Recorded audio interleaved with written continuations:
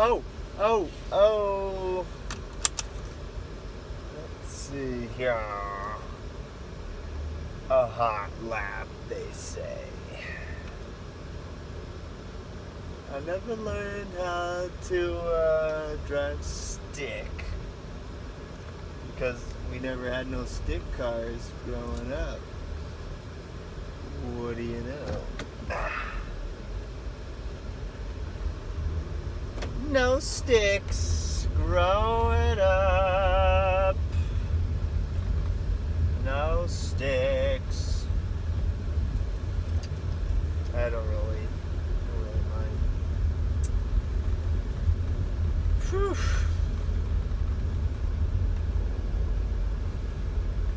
Another long day. I feel a little bit more tired today than yesterday. Wasn't sure if I was gonna run again today, and then I did, and I went another 10 miles at the beach, and forgot my towel though, so I had to use a sweatshirt and a baby changing thing, and then another sweatshirt, and I changed in the back of the van, and it was more difficult than if I had just brought in a towel. Towel would have been helpful, but I didn't. So, but I'm at like 28 miles for the week so far. And I worked 8 hours the last 2 days, and yeah, and I didn't eat any lunch until after 12, and I'm right around my 16 hours. So, well, last night I ate so much sugar. I held off on sugar all day, and then right at the end of the night before I went to bed, I ate a slice of chocolate ice cream cake and some cereal and some fruit snacks. Oh, and a Fig Newton bar. It's ridiculous. Would explain why I was on the toilet so violently this morning. It wasn't that bad. But I could have just went to sleep, right? Instead of eating all that stuff. But try again tonight. So much sugar out there. There's sugar in almost everything. Why does it have to be so delicious, dog? Huh? Why does it have to be so delicious? Whew.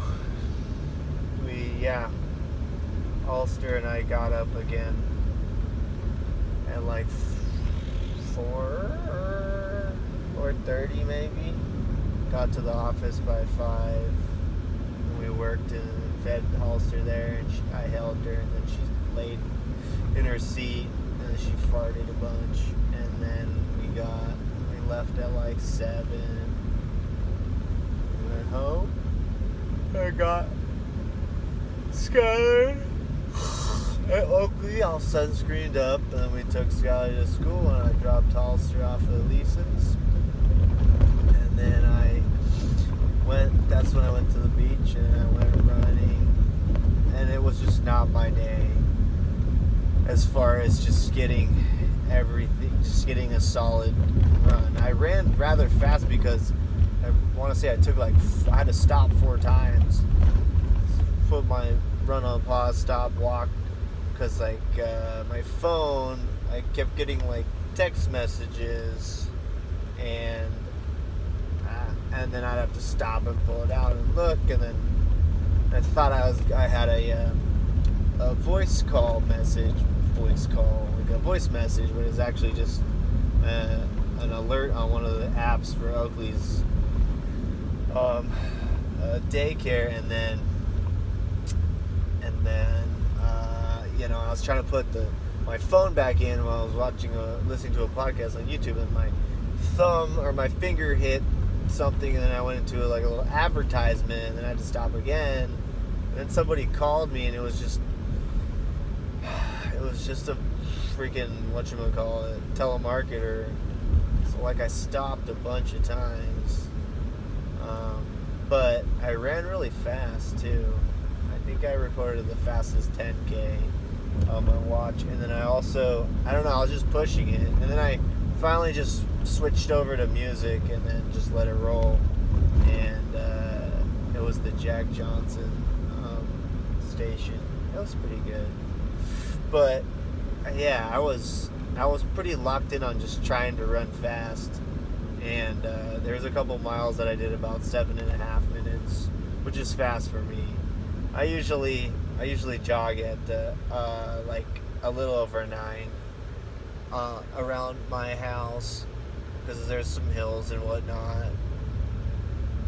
I mean, anything between like 8.5 and 9 is kind of fast for me, but today I was really like trying to focus and push the legs fast, and as I was running and it not being super fast, I just couldn't help thinking how fast the marathon runners run, and that Eliud Kipchoge ran a marathon in under 2 hours.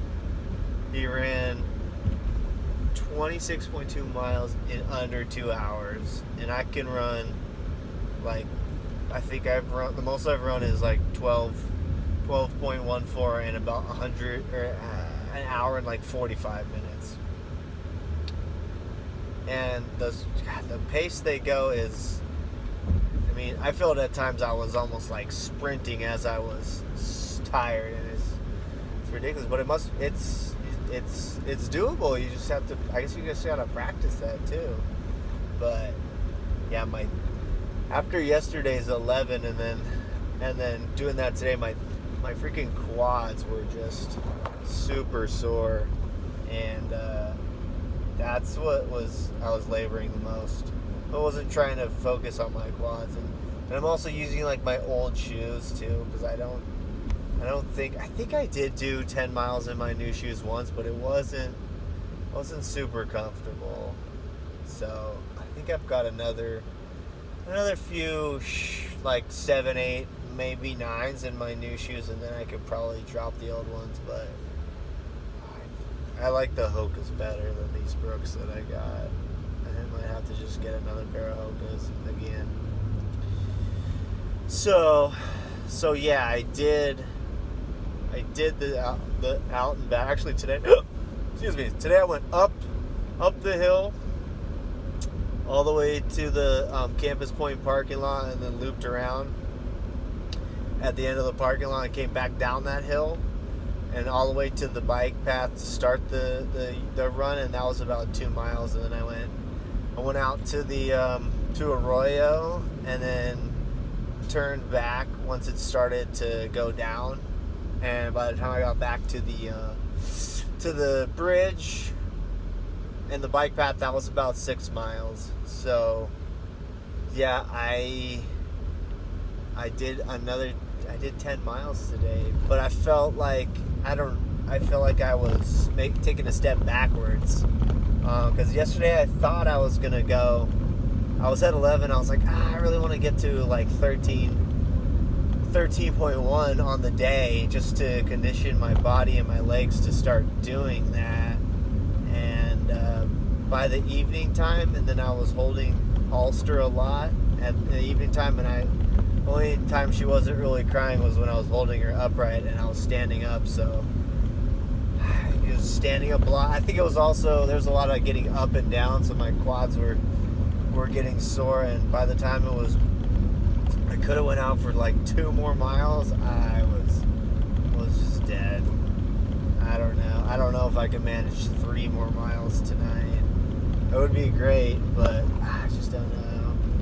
I could get to 30 miles by the end of Tuesday. That'll be pretty sick. It might be the most I've ever run in a 3-day span. Well, that's not true. Well, I used to do 8, 9, 10. Maybe I did 9, 10, 11 one time, which would be 30. So I don't know, but it was fun, and it's fun. It's fun for me when it's over. When it's over, and I can stop, and I can look at my accomplishment on the watch, and then not eat, and then just feel full when I do eat, and most of it's just salad and whatnot. Granted, I had a bunch of salami and crackers and stuff. Woo! I like protein too much, dude. Too much. I don't think I could be vegetarian. I've been toying with the idea of going vegetarian maybe one day a week, but even the thought of that makes my knees just chatter together, and I don't even know if I'll be able to go to sleep. But I think I could do it. Just a big salad, then another big salad, and then I don't know, a baked potato or something. Maybe just rice and green bean. I don't know. Just don't feel like you ever get full that way. I don't feel like you're ever full unless you have some meat up in there, even if it's chicken. So yeah, then I got back to the office at like a little after 10, and then I was working from 10 to up until now, which was about 4. And yeah, Skylar said don't pick me up early because her mom picked her up early yesterday. She was pissed, and I was like, fine, motherfucker, I won't. Yeah, no, that's fine. I wanted to take a little jog or a little drive anyways, and I just cleared out some room on my phone, and I screwed it up yesterday because I hadn't cleared out any. Now I can't even remember what Thoughts 2024 was even about. I know it had to do with I was just leaving home. Oh gosh, I don't know. I really don't. But that's fine. I said I'll take a little drive and then go pick up Hollister and then go pick up Skylar. Get our money's worth. And yeah. Skylar could stay until like 5:30 at the place. It's just it's not even a cluster, it's just,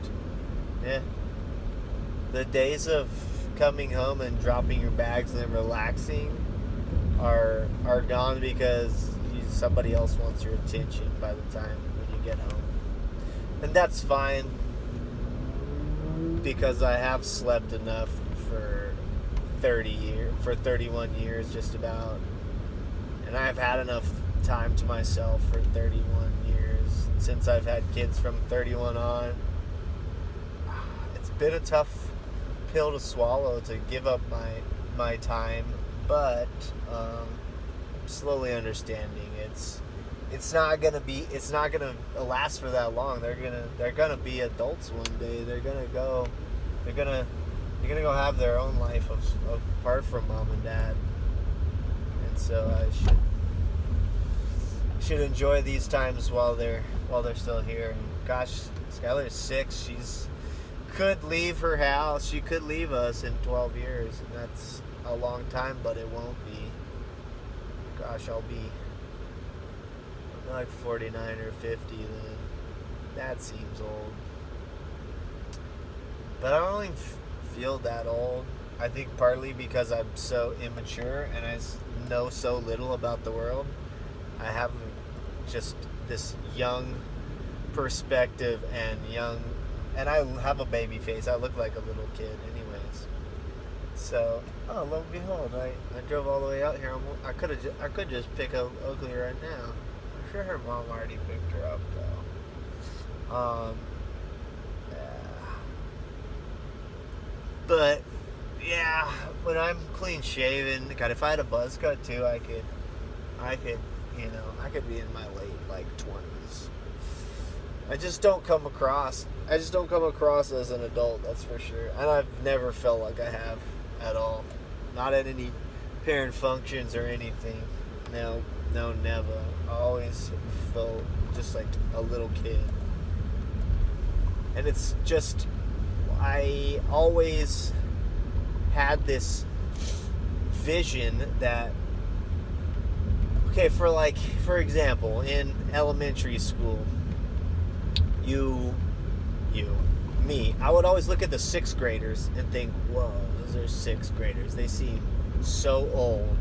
And I don't even think I ever thought like mature, but they just seemed tall, big, and what, like 12 years old, 11 years old, that's seemed old, and they seemed so cool and douchey at the same time, but it was intimidating. And then when I became a sixth grader, I was like, I'm still me in here, and I don't feel like I don't feel like the pedestal I have put them on. And that's always been the vibe that I've felt when I've got to a certain age, where I thought that there was a feeling that was associated with that. Like 18 didn't feel like I was so old and whatnot. Maybe that's because I'm not an older sibling. Maybe because I only have an older brother. Not sure. But like when I turned 21, it didn't seem that old. It just seemed odd that they were giving me beer legally. 25, 30, 30, I didn't feel old at all either, because I started coaching varsity, and I was like the youngest varsity coach in the Channel League, and I just also felt so young, and I was so new to coaching still too. I'd only been coaching for 5 years, I believe. Maybe it was going on my 6th year. I was 25.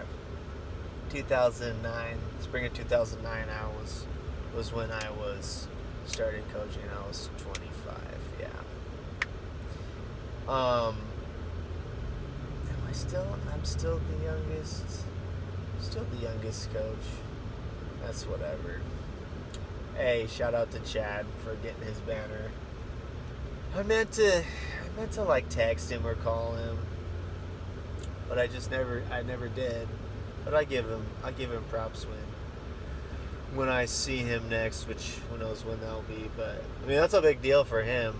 I didn't know he was so engrossed in the Santa Barbara volleyball community. I knew he was. I just didn't know how far back his backstory went. That his dad was friends with Karch's dad, and that he was like ball boys for some of the stuff that Karch did, and that he won a gold medal on JOs when he was like, what did he say, in his 14s or his 18s, and that he won CIF, I think, and he was like MVP of the Channel League, and he's got volleyball coursing through every fiber of his being, and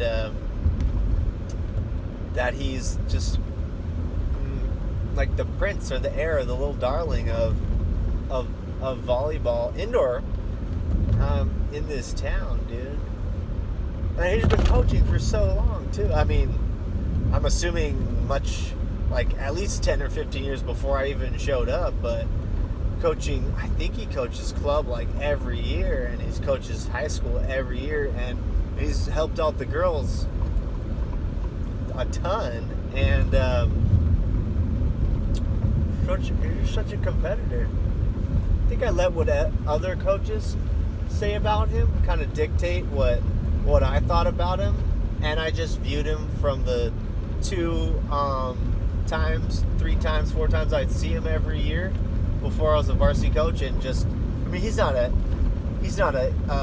difficult guy to dislike, because he comes across like so arrogant, but it's really not arrogant. It's just he doesn't want to lose a point.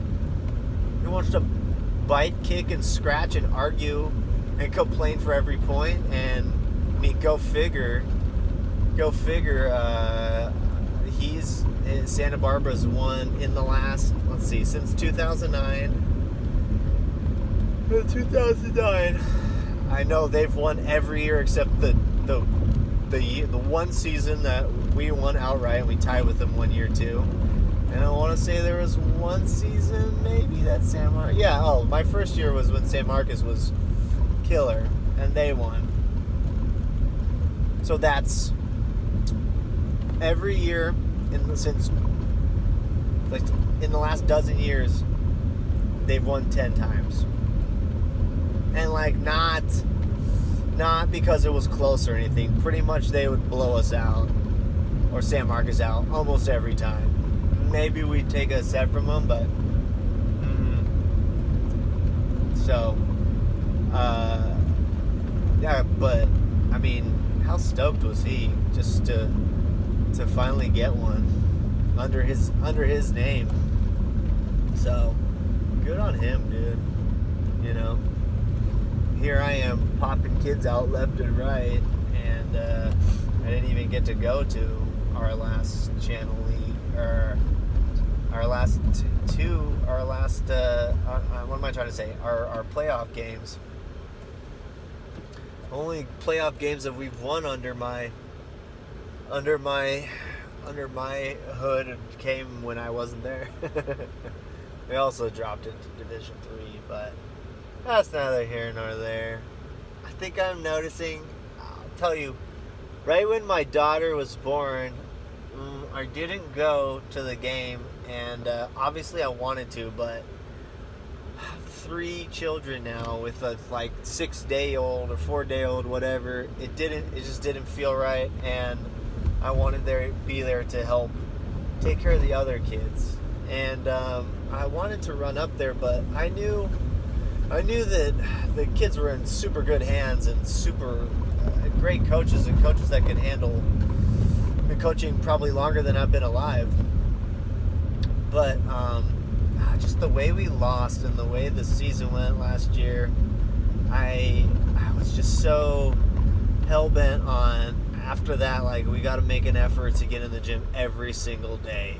And I got to make an effort to talk to the fellas and be up front as early as possible and find out who's in, who's not, meaning like who wants to win a banner and who doesn't, and who wants to grind and who doesn't, and who, like, what do you want? Do you want to just come out and recreate? Do you want to just have fun? Are you just playing volleyball because it's fun, and if you go in, you're good, and if not, you're good also? Or are you going to be super angry about it? And I had all these lofty goals, and I didn't follow through with them because I felt like I couldn't. I felt like it was going to take so much time away from my new child and my other 2 growing children. I mean, I didn't even go to one open gym this summer because we had to always, because they're at night. And then, I mean, I guess I just didn't think it was going to be so challenging to put 3 children down for bed, but it is, and I don't think it would have been very, very right or fun for my wife to try and do all 3. I know she has done it a couple times now, and this is like 3 months later. This is during girls' season, and even that's been, I think, more difficult than we thought. But yeah, I had these lofty goals a week after my daughter was born, and then I just didn't anticipate how much time it was going to take care of 3 little kids, 6, 2, and just born, and that sometimes you got to put other stuff to the side. And I think obviously my program's gonna suffer a little bit because the person at the top is, I don't want to say nowhere to be found, but I just haven't made the time to establish that at the moment also. And I'll say the silver lining is Alex was able to hold, I think, 4 open gyms, maybe 5 over the summer, which was huge. And then he's helping Mike, and a lot of the kids are playing sand volleyball right now. And also I think I've not cultivated a culture where I'm God, not even in the slightest. And I'm okay with that now. I'm understanding, and I'm okay with that because if you want that type of ego stroke, you got to put yourself out there for it. And I just don't. I think I've always been kind of not great at being head coaches. I don't think I'm comfortable on top. I'm comfortable coaching the varsity level, and making adjustments I love the speed of the game, and I love coaching at the top level, but it's all the managerial stuff and keeping the paperwork and scheduling and handling the tournament I'm just not super great at it. And yeah, I think I had a ton of lofty goals also to change that and turn it upside down, head on its head. But that all takes time, and it takes follow through, and that would have to happen between the hours of probably 8 and midnight, and I'm either trying to get my jog in then, or I'm exhausted, or I'm trying to pay my wife some attention also.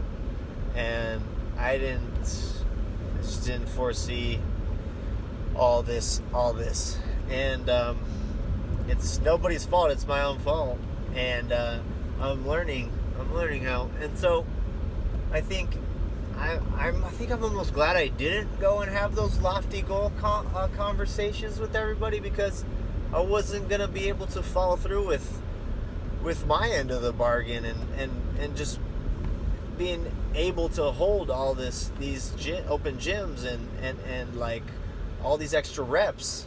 I don't think I can with 3 kids. And this is why the successful coaches their relationships are splintered, really. And gosh, I'm glad I didn't go through and try to act all tough, like we're gonna put up a banner, we're gonna do this. Do I want to? Of course I do. But I don't think I've cultivated a culture where everybody's on that same page. And I think it's kind of tough when not very many play club at our school, and they really never have. And the years that we have had half a dozen or more, we've been really, really good. But it's few and far between right now. And I'm thinking we're going to get more out of just trying to have as much fun as possible and hustling. And that's where we're going to catch a couple teams off guard. And just the positivity has never let me down.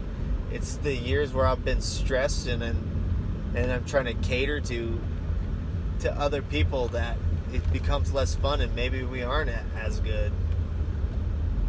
And I will say 2019 was one of my favorite seasons, and we were the least talented on paper. But I was very excited for this girls' season also. And I have 3 daughters, and I would like them to play volleyball one day. So I couldn't pass up this opportunity. And I'll talk to y'all later.